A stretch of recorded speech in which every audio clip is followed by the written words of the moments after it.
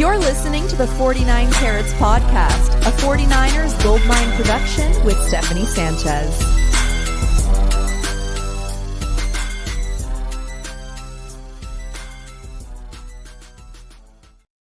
What's going on, everyone? Welcome to another edition of the 49 Carats podcast. I'm your host, Steph. It is Thursday, December 5th, and I'm back here again with my Thursday co-host. It's been a crazy couple of weeks, so Yes. It's been a minute, Monica, but I'm glad you're here again. How are you? I'm here, girl. I am so sorry. I missed you for the last couple of weeks, but I'm back. I'm ready to talk all things faithful, and thank you for having me. I appreciate you, girl, and we got a lot to talk about. That we do. By the way, before we get into that, though, how's your dog? Because I know one of the days you missed was because you had to take your dog to the vet. You doing all right? Yeah, little J-Lo, who's in the middle of a name change, is now J-Love. But then I don't want them to think I'm a Packer fan. Anyway, we're J-Love. She's doing much better. Thank you for asking. Good. Yeah, Good. little stitches, but she's good. Okay. Glad to hear that she's on the mend. Yes. And hopefully, the 49ers could be on the mend too, because they're going through some injuries as well. In fact, I'm going to light this candle right now for our podcast. Let's see that candle. Give us a close up. You can get it on my store at footballsexy.com. All I want for Christmas is the 6th ring. Please. We're still and I have the sweatshirt to match. There we go. Yeah. There we go. So this is gonna give us some good juju right now as we she's really gonna light it. She's really I'm really gonna light it. Yeah. Really gonna light it. Look, there it is. Right. Let's go. Yeah. Soy candle. Sexy. Okay. Soy candle. Yeah, that's good for you. All right. So yeah. The last time we spoke, Monica, I was like, I feel like so much has changed even since then. Like, because the team was still on the fence whether they wanted to be good or not, but like mostly it was negative. Having seen this team the last couple weeks, though, like, how are you feeling about them, like, since the last time we spoke? Man, it's I'm hurting not just as a fan. I'm hurting for the guys in the locker room. I'm hurting for the guys that are on their couch that can't be in the locker room. I've never ever seen I can't recall a season like this since I've been a fan, which is my entire life. By the way, I did see that I'm hurt, I'm tired, and yeah, I'm reading what they Jason said there. But yeah, I've never seen a season like this. We've gone through some tough things, but this is on a whole nother level. I just think, I posted about Christian McCaffrey the other day. He put a heartfelt message up. And as I was posting, I got a little emotional and choked up because you could just hear the pain in that post. Even though it was optimistic post, you could still feel the pain of, this is all these guys live for, good afternoon, girl. And, but we're still in it. Yeah. You say there's still a chance. And I'm 10-12%, it's still a chance. And until I see it on the eliminated post from, NFL or whoever, basically the way I looked at it, you can, and I'm sure we'll go over it. There's so many different ways. But at the end of the day, we need every single team to beat the Seahawks, and we need to win you know what I mean? I mean, at the end of the day, it's still up for grabs, and I'll hold on to that until the bitter end, because we are faithful. That is for sure. Going back to the Christian McCaffrey post, he posted on his Instagram, right? And usually when a player posts something on Instagram, it doesn't always make the rounds. But because Christian is Christian, and because of the fact that he had to go on IR and he's done for the season, it was obviously big news. But I saw the post circulating. I have tweet notifications on, so I see, the insiders tweeted out like a message from Christian McCaffrey on Instagram. And it made me nervous, to be quite honest with you. I open it and I'm like, oh my God, like, is he retiring? the post was in black and white. The caption was super long. I was like, what is going on? And I saw that too, Steph. I went straight to the end. Like, I want to know the end. Like, tell me, I'll see you next year, or like, I'm never going to be back. I just went straight to the end sentence. I'm like, okay. He said onward. Okay. I'm good. And that's very good. That's very smart of you to look to the end, because yes, that last part is like, okay, cool. Like, he's looking forward, 2025, here we come. But yes, it was not a retirement post from Christian McCaffrey. I was very much relieved when I found that out. But yeah, I mean, there's obviously a lot of, injuries to discuss. And as we do, we're going to discuss them right here, right now. So we got practice updates from yesterday's practice, Wednesday, the team's first practice of the week.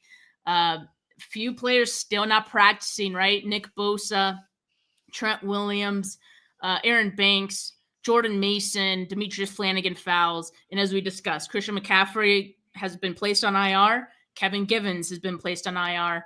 Jordan Mason is going to be placed on IR at some point later this week. And, I think looking at this, and by the way, there are a couple limited players as well. Diamador Lenore, Dre Greenlaw, and Talanoa Hufanga got his practice window opened. But I want to talk about a couple of players that, in my mind, I'm kind of wondering if they will return. And as Iconoclast says here, I think Trent and Bosa will not return this season. I'll say this.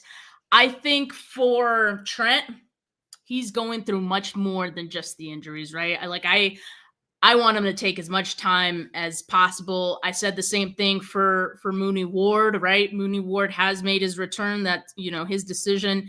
And like I said, Trent's dealing with more than just the injury. So that I can understand if he doesn't play again this season. Nick Bosa, I think we're still kind of waiting on, right? And Kyle Shanahan was asked about it. And in classic Kyle Shanahan fashion, he gave us an existential quote. That was very quiet. I mean, I'm not God, but I think he's got a chance to play this week. So I would think that would lead to getting a better chance each week. But I don't know the answer to that. What do you know about your new running back, Israel Abanikon? Breaking news. Kyle Shanahan is not God. So he doesn't have any idea. Good to know, right? Yeah. Good to know. Glad we got that out of the way. Because if he was, we might have figured out the, double overtime. I won't go there. Yeah, it's like if you were God, we would have had a few Super Bowls by now, but we digress. But yeah, I mean, and this is an interesting way to answer this question, because it's a simple, like, yes or no, like, do you think he's going to play, or even an I don't know. I guess, like, he gave us a roundabout way of saying he doesn't know. But he does say that he has a chance to play this week against the Bears. So I guess we'll have to wait and see. But Wednesday, as of right now, we only know the Wednesday practice report. He didn't practice. We'll see Thursday or Friday if he does practice. But I'd feel a lot better if he is out there. But I could totally understand if he's not. Yeah. 100%. I mean, right now, I just feel like there's going to be a lot of game time decisions, I think, is what's happening. I think there's do we press too hard? It is the Chicago Bears. Can we get by without him? It's a must win. It's a must win to me anyway. So it'll be interesting. I do think that we need to rest these guys until they're 100% at this point. With what we have on the line, we cannot force these guys to come back any earlier, because we're all looking not just at this year, but next year, I think, as well. Yeah. And I've talked about this actually I haven't talked about it because I haven't been on social media for a while, but like, not saying that I don't want to make a run this year, but I am saying fact, next year, the Super Bowl is in Santa Clara. Yeah. And next year, I don't care what happens this year, it would still be absolutely amazing to be in the Super Bowl in front of our home field fans. So I'm not going there yet, but it is in the back of my mind. Whether we get to the Super Bowl this year or next year doesn't matter. The fact is we definitely need to be there next year as well. So I'm throwing that out there. I mean, yeah, sure. That's pretty important to note, right? Like how much do you really want to invest into this season? Right. There's 6 games left, right? And you're where you are with the record, with the injuries. I mean, that's 5. a really tough. Is it 6 games? I thought it was 5. Is it 5? Maybe last week it was 6. Okay. So Okay. Yeah. 5. But yeah, I mean, that just kind of underlines my point, though, right? There aren't that many games left. You dug yourself into a very deep hole, and now not only do you have to overcome that, but you have to overcome the injuries. So, I mean, are you really trying for this season? That's the big question. I think they have to be smart with players going forward so as not to impact their 2025 availability, like you say, which leads me to this next question and discussion. So we got Dre Greenlaw, who has his practice window opened. We got Talanoa Hufanga, who has his practice window opened as of this week as well. Both of those guys are pending free agents after this season. So for them, like they do actually have something to play for beyond just this season. Like they are playing potentially for the next contract, and it would be I think smart for them, in their minds to go out there and show what they have, showcase themselves for their next deal, whether it's with the 49ers or not. I think that's probably the mindset for those guys. And I'm sure for the 49ers, it's like, yeah, like we understand you want to do this. And you're not under contract with us for 2025. So we don't necessarily have to protect you from that. Because at first, when I heard that Greenlaw was getting his practice window open, I was like, I don't like that. Like, what are we doing? Because I want Greenlaw back. Like, yeah. But I get it. I get it from the player's standpoint, why they would want to come back to, play for their next contract. Right. And just play. They want to play. These guys are built to play. They're competitors. They've been on the sidelines, not even on the sidelines. They've been on the couch. They've been in the recovery room. They've been in the gym. They've been a lot of places except for the field. So these guys want to play, I'm sure.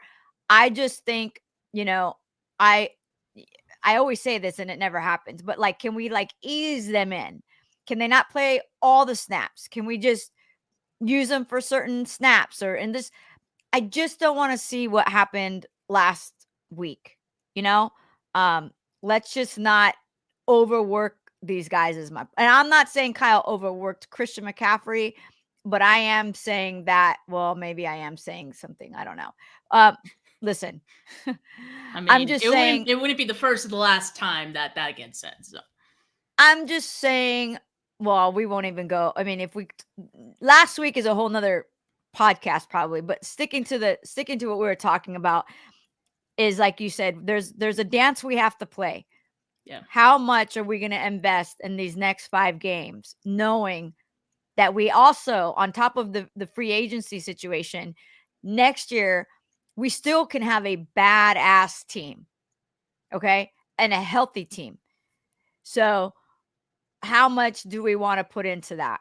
And I hope that whatever that decision is, that we're thinking not just immediate production, but also, I think it'll also be said, do the Niners plan to sign these guys? That'll change how they play as well. Because I'm not worried about, I'm being honest, like I don't think organizations are too worried about them on another team versus, hey, we're going to keep these guys, so let's do this or that. You get what I'm saying? Like, yeah.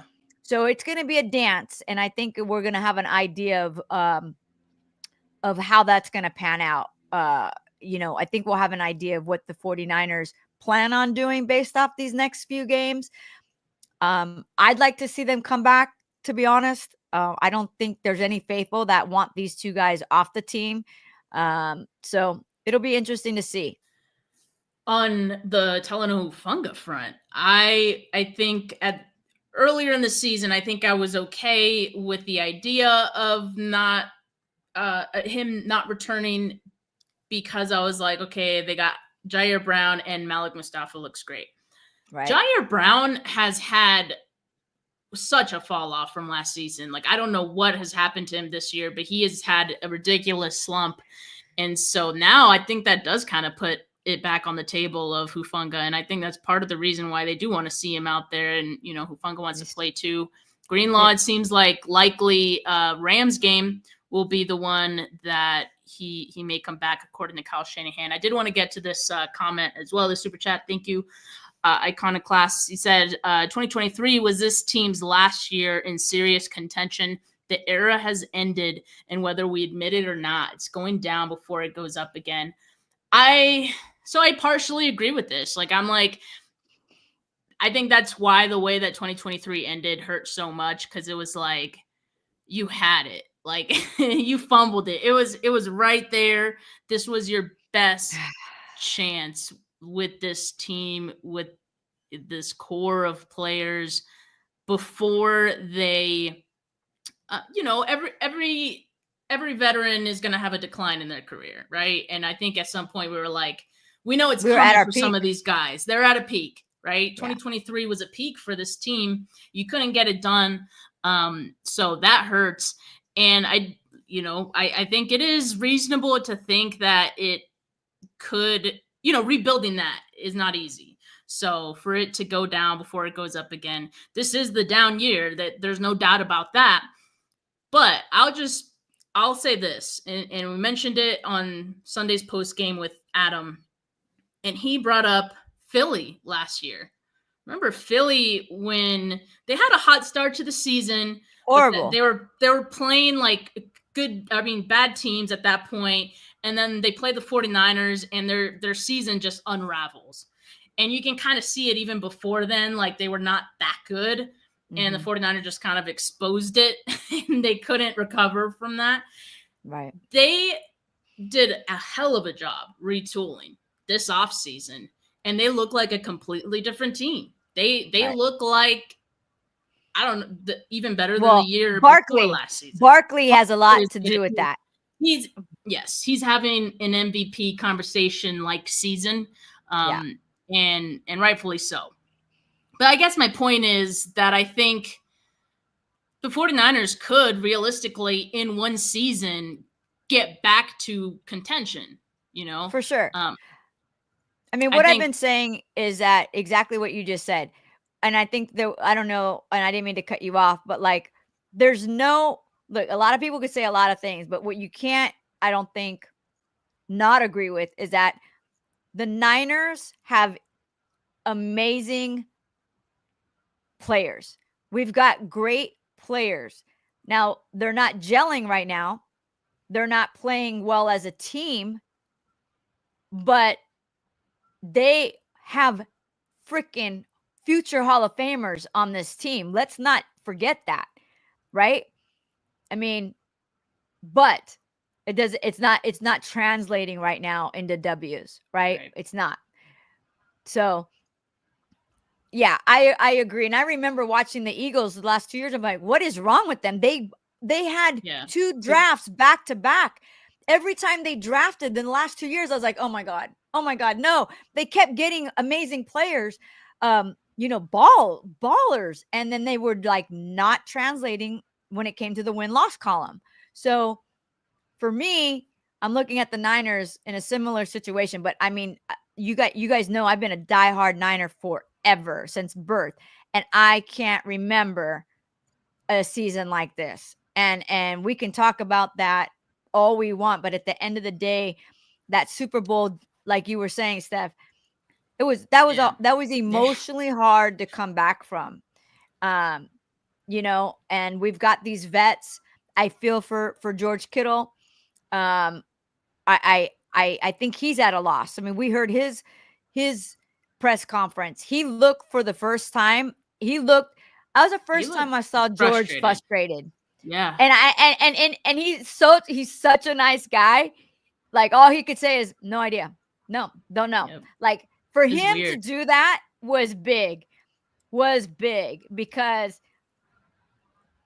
he didn't have the answers either. And I don't think he has them off camera or behind the camera. Like, I think he was very honest and authentic. I think that's as much as you're probably going to see from him, but you could tell he was frustrated. And when George Kittle's frustrated, that says a lot. Yeah.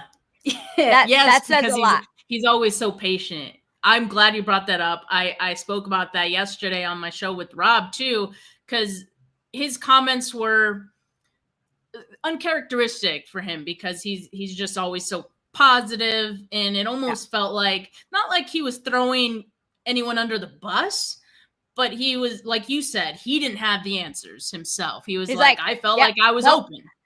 Yep, I was open. Never heard him say anything like that before. When that game started and they threw to Kittle off the first play of the game, I was like, finally, this is going to be George Kittle in the middle kind of a game. Yeah. We're going to have a breakout G Kittle, and let's go. And I had wanted this from the beginning. I want to see George Kittle, Juwan Jennings. I want to see this be our go-to guys that have, like, proven themselves in clutch situations. And I'm sorry, but last I checked, George Kittle is from Iowa.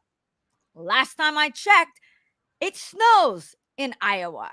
So for the life of me, I cannot understand why he only had 3 targets. That is unacceptable, quite frankly, as a Niner fan. And I'm not blaming anybody yet, but I'm just saying that is a team failure, I think, when it comes to the offense.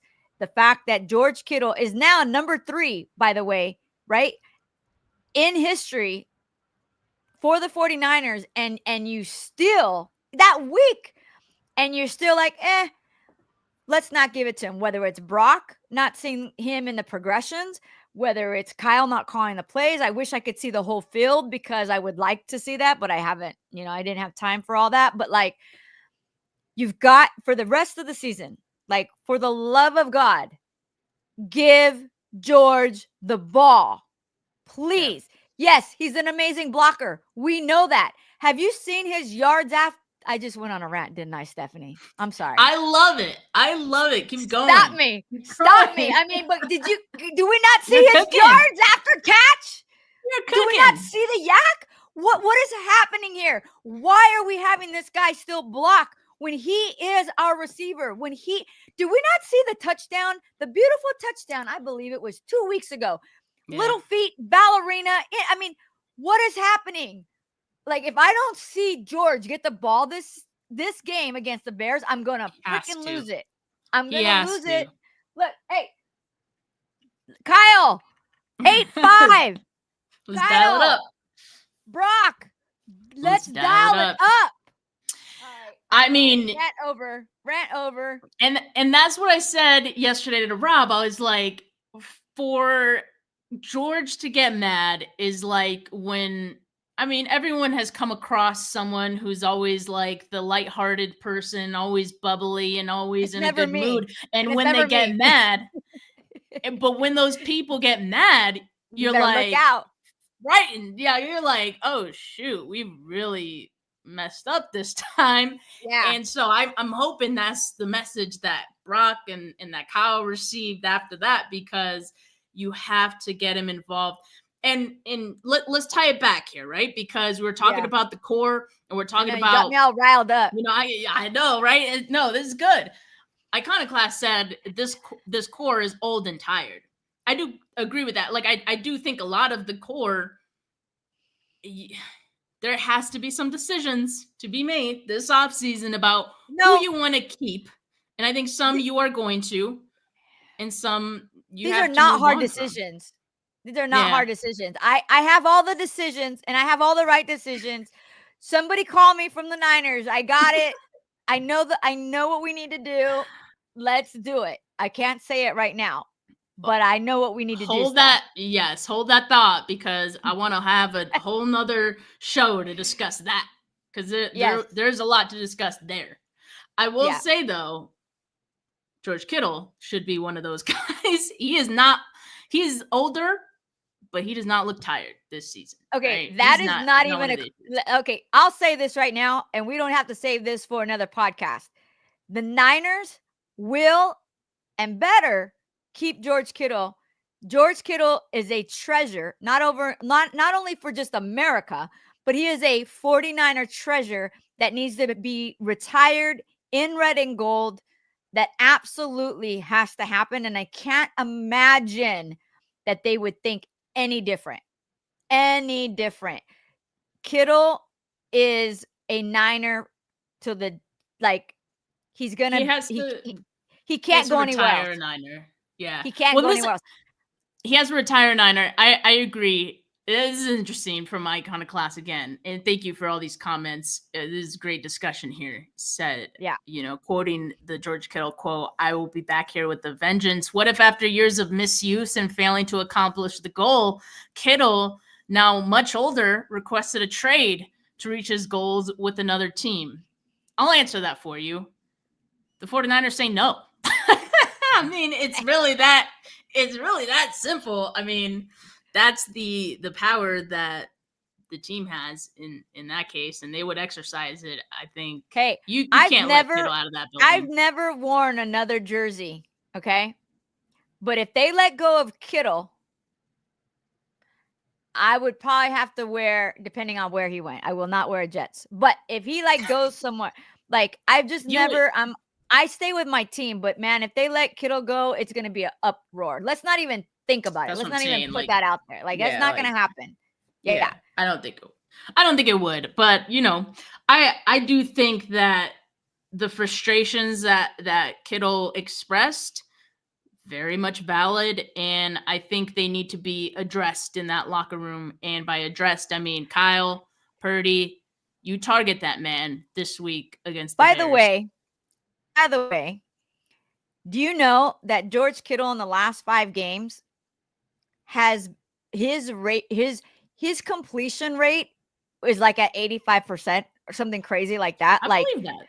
I mean, I'm sorry, I'm beating a dead horse, but I need to know what's happening between Kyle and Brock and the offense. It's very frustrating. And I'm going to lose it, Steph. If I don't see Kittle get the ball this Sunday, I'm going to lose it. We might have to go on Sunday night. This offense at this point is in a bit of a desperation mode, because it's you can't. The last 2 weeks, they've only scored 10 points. And we look at some of the players that they've had available to them. And it's I get it. One game, they didn't have Brock, right? They had Brandon Allen. But Brandon Allen still had all those other guys around him, right? We could do another 30 minutes on that decision. Yes. I'm not here to discuss a QB2 situation. Brock, thankfully, is well enough to play, but against the Bills, he didn't look like himself. Whether that was because that shoulder's still bothering him, or because it was cold and I don't know, he's just not used to that anymore. He struggles in wet conditions, a variety of different reasons. Still, you have Kittle. You had, Christian McCaffrey exited pretty early. You had Juwan, who was the leading receiver again. You have Debo, who has been very disappointing since he told someone to lock in. He's been unlocked. And I'm glad you said that. I didn't say it. I mean, we gotta say it. It's the truth. I mean, that's also another discussion right there. That's a whole girl, we could be here forever if you really. But at some point, I don't want the Listen, there's so many things I could say. There's so many things, but we are faithful. We are through and through. But we do, I think, agree that we're not the only ones saying this. This is a known fact. Like our offense, we're too talented to be at 10 points. They're underperforming. 100%. 100%. And that is inexcusable. And we've had the discussion on this show, like, you know, in past weeks about, hey, the rest of the season's gonna tell us a lot about Brock. I think what my number is? What is your number now? It's like 45 or close. I'm like, now we're at like 45 to 47 million. I'm not. And how many years? Because that's the other discussion. Four. I'm not at 5 years right now. So you would do 4 years, 40 million. I'm not at 50. Yeah. I love Brock. I've been a diehard Brock, but you've gotta be a business. You gotta make business decisions, right? And if you're not performing at a $60 million level, I'm going to try to hold on to 10, 15 million and spread the love around, because we need an O-line. There's things we need, right? Yeah. So right now we're seeing the other side of the Brock argument, which is the reasons why you shouldn't pay him, or you should pay him less than 60 million. That's what we've seen the last few weeks, unfortunately. I think it's fair to be concerned about, you know, the injuries that he's sustained. For sure. His size and how that plays into it too. Like, those two things in my mind are somewhat related. The weather implications, like how he plays in wet conditions, like ball slips out of his hands because, you know, he's a smaller guy, he's smaller hands. Yeah, I mean, I think those are all like valid things right now that are playing out. We send people to the moon. Would you agree? That's a fact, right? How do we not get Brock like 4 more inches in like 8 months? You want, and I mean, you know that exists, right? You know that exists, like a need. Let me clean that up. 8 inches in height, people. There's I know some of y'all out there. I said 8 inches in height. Good clarification. Let me get that clarified. All right. Well, let's stick with where we are now, right? Because what do I say all the time, right? We can't, if you're in the past, most likely you're angry. If you're too much in the future, you're probably full of anxiety. But if you're here right now, in the here and now, you might be a little grateful. And here's what we can be grateful for, right? We still have Brock, right? Even though we have our injuries, we still have Kittle. We still have Juwan. We still have people on both sides of the ball. We still have Kyle. Okay. I stand behind Kyle. I know there's a lot of people that have issues. Do I think he outthinks himself sometimes? Yes. I've told you, I need a hypnotherapist. I need a hypnotherapist in the building. I'm down for lighting more candles, doing whatever we got to do to get that monkey off. Prayer circle. Right? But we do have a talented roster, is my point. So there is something there. And this is good for the fans. The fans, I'm talking to us, to you and me too. We're so used to being in the playoff conversation. We're so used to being in the Super Bowl conversation year after year after year that even me as a fan, I can't even imagine what the Panther fans go through, the Browns fans have gone through. Like, I am not used to losing. I am not used to seeing, where's my logo in the playoff contention?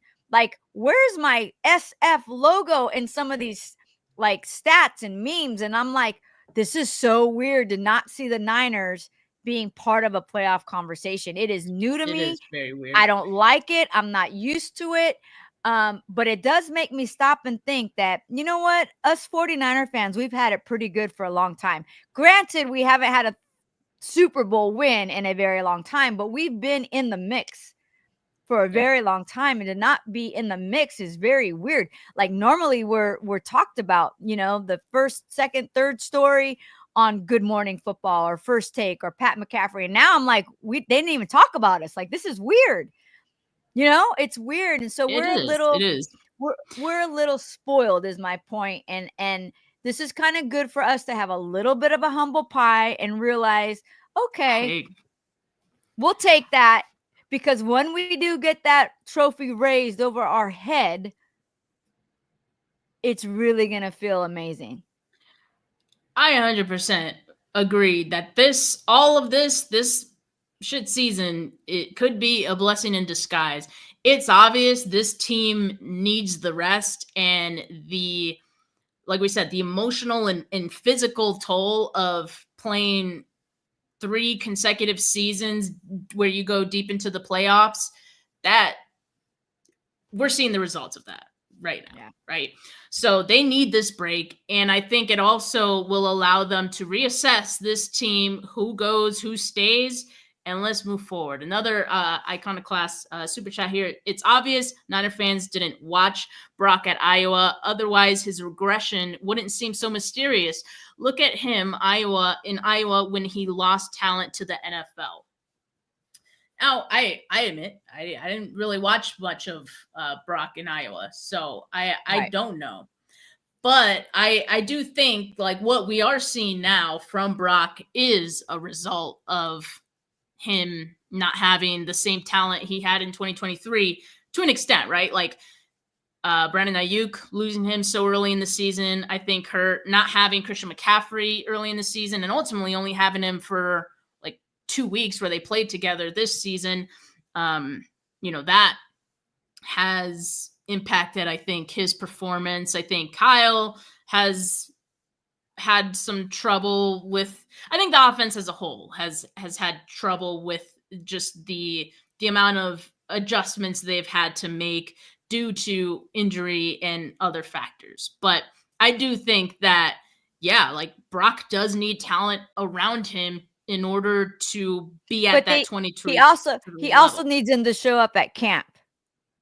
I mean, that too. I mean, we talked about that as well. Like Trent missing the early portion of camp, and Ayuk. I think that all that did hurt. Yeah, Ricky too. Yeah, training camps matter, right? Because what you were looking at last year was, I think it was 3 seasons with Brock and Brand. 2, was it 2? I don't forget how many, but they had some time. They had some time under their belt, right, to get to know each other, to build chemistry. Chemistry is something that doesn't come immediately. It comes from reps, So I think I hope as a whole that the Niners organization just takes a deep breath and realizes we made some mistakes on the offseason.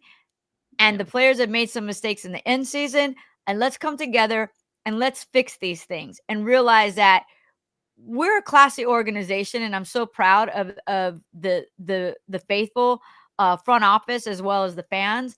But I do think there's a lot to learn from this season moving forward, how to treat players, how to get them signed sooner, because I'm a believer that, attitude and these off-season things, they can really, really affect the locker room as well. So I'm hoping that this year we can manage these things a little bit better than we did last year.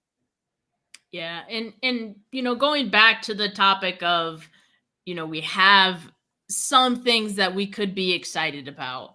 That's where I want this to go next. I personally am excited about seeing some rookies play. I think what we've seen from rookies so far has been mostly positive, mostly encouraging.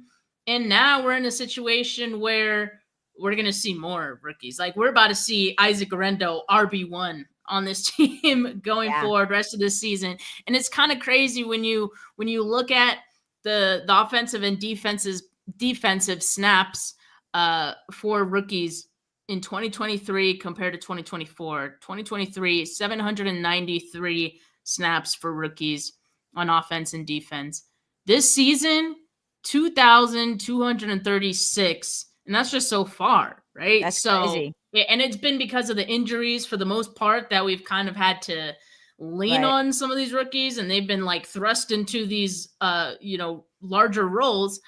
But when we talk about the fact of like 2025 and looking towards the future, that's another reason why I think this is a blessing in disguise. But because you can see without feeling like you're losing anything, you have nothing to lose. So it's like, why not? Let's see what these rookies have. Let's put them in these positions to be successful and see if we need to, I don't know, draft that position again next season, or we're really happy with what we have and we're projecting this guy to be a starter in 2025, right? Like, I think it's all good. This is information gathering season, rest of this season for 49ers. So I think this could be a good thing, as I've been saying. Yeah. I have to think that there's got to be a silver lining in here somewhere, and I'll roll with that. The other silver lining, Monica, is the fact that even with everything we've been saying, how terrible the 49ers have looked, it appears, and I hate to say, there's still a chance. There is still a chance. Hey, look, and my candle is still the candle is burning. Lit. All right, so you gotta get one. Gotta get one. Yes, Football is Sexy shop. Make sure you guys check that out for your own candle. 49ers Sports Talk posted this on Twitter. So I was like, oh God, like they really do have a chance. Like, this is actually crazy. So week 14, our rooting guide, right? You want the 49ers to beat the Bears, obviously. The Cardinals and the Seahawks play each other, which is great because right now they have the same record. Arizona, or right now as it stands, Seahawks are at the top of the division. But if Arizona beats the Seahawks, they have the same record and Arizona is back on top. Then you have the Rams playing Buffalo. Buffalo's a really tough team right now. Yeah. Right? Yep. So Buffalo is a team we'd be rooting for in that case. Now, if all of this happens, if San Francisco, Arizona, and Buffalo win this weekend, then we're looking at still the 49ers in last place in the division, but not that far behind.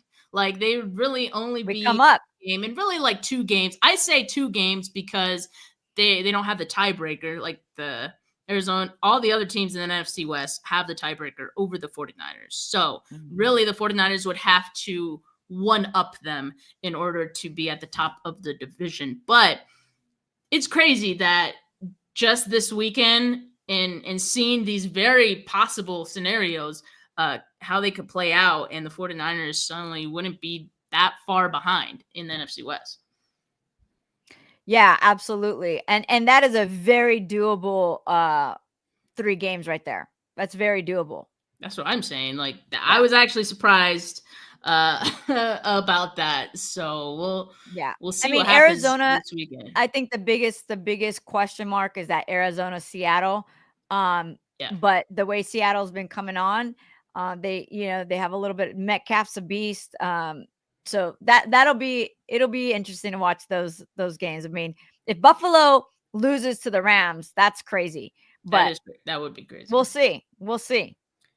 All right. And the other side of it, right? Like, you're either rooting for the 49ers. Well, not rooting for the 49ers to lose. I think even if we want like a good draft position, we still root for the 49ers to win. That's just who we are, right?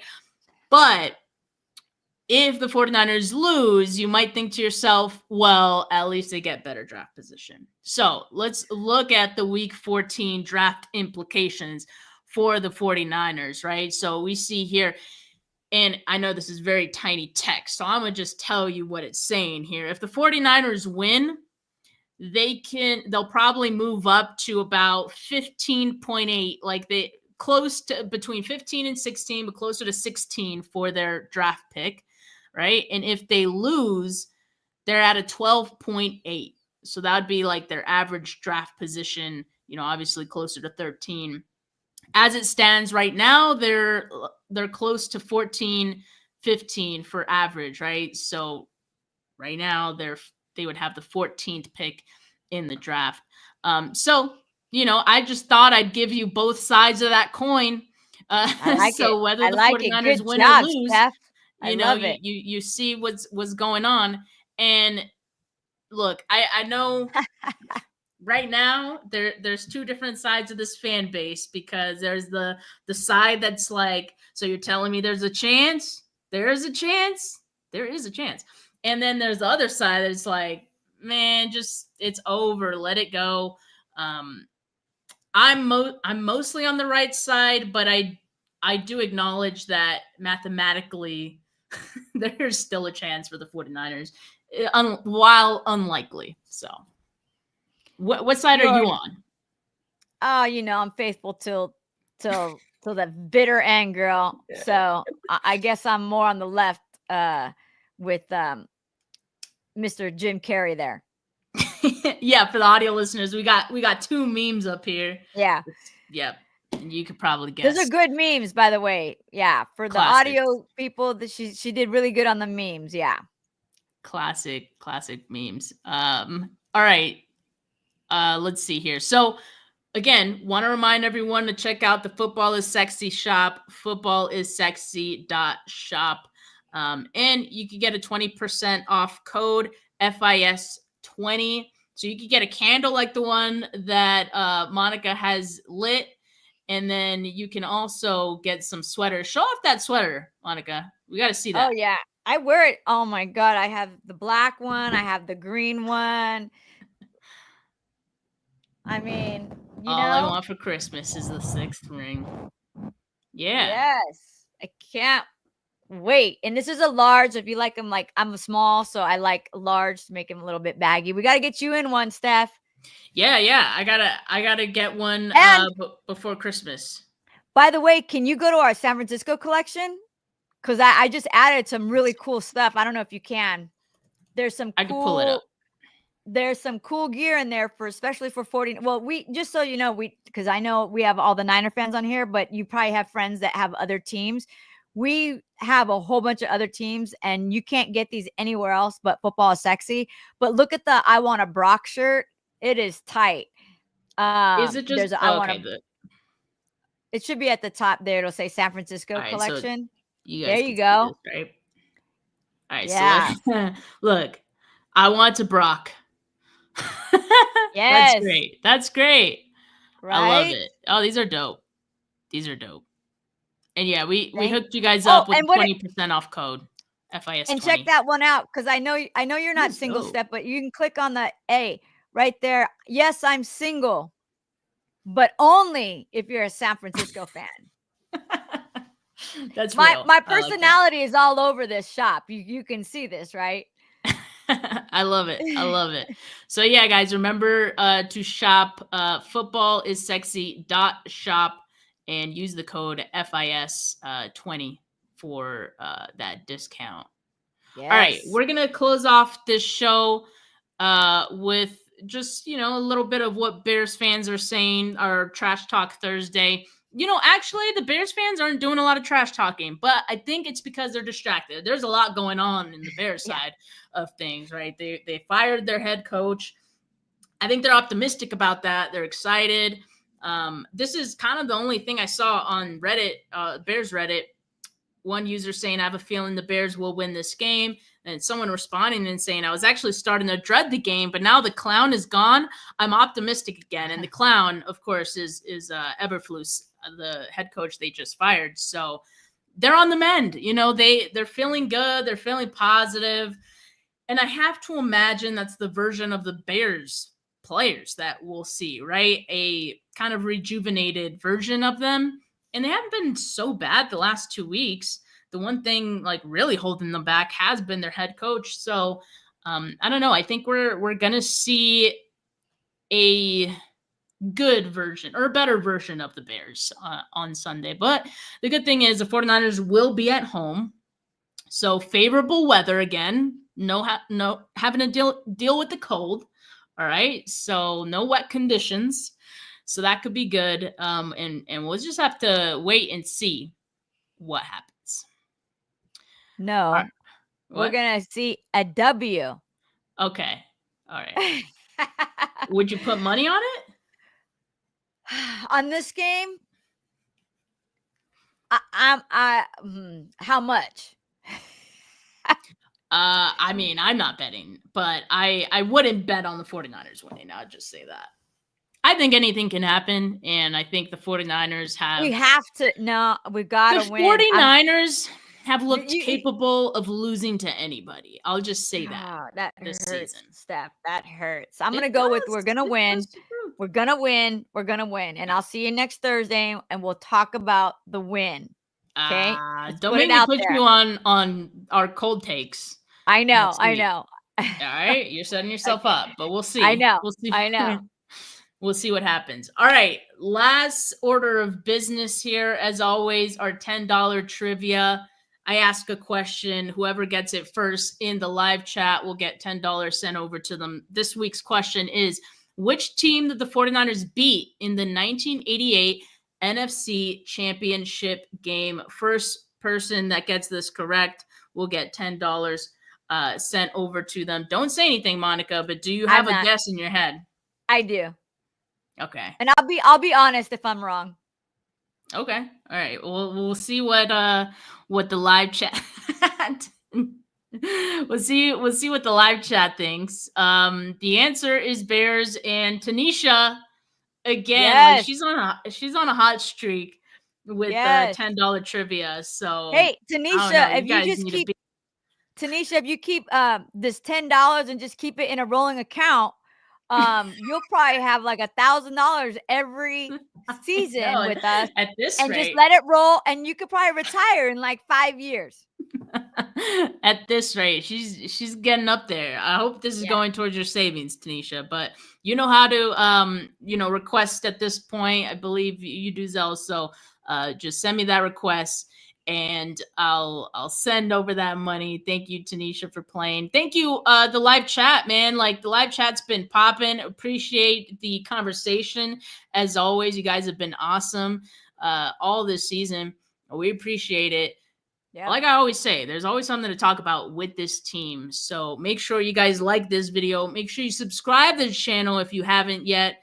Audio listeners, leave a rating, leave a review. Don't forget to download the Football is Sexy app and check out footballisexy.shop for some awesome holiday shopping for someone else or just yourself. I mean, it's okay to be a little selfish. FIS20 for that 20% off code. But I appreciate all of you. From me, from Monica. Have a good rest of your Thursday, folks. Now, let's go. Peace. Bang, bang.